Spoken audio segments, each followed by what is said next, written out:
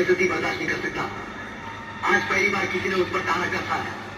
अगर ये दोबारा हुआ तो मुझसे बुरा कोई नहीं होगा। तुम किसी और का गुस्सा मुझ पर क्यों उतार रहे हो? मेरी सहेलियों ने जो महसूस किया वो बोल दिया।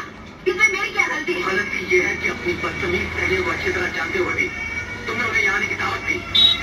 आज के बाद तुम्हारी कोई भी सहेली इस घर में नहीं आएगी, समझे?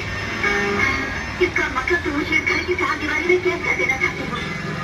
ठीक है, मैंने इन सबसे शादी करने की जिद की थी, मगर मुझे ये मालूम नहीं था कि तुम मेरी आदत छीन लोगे। आज मेरी सहेलियों के आने पे पाबंदी लगा रही हो तो ये कहोगे कि मैं अपनी कार के बजाय बस में बैठती जाऊँ ताकि सहेलियों तुम क्या हो बोल दिया। इसमें मेरी क्या गलती है? गलती आएगी, समझे?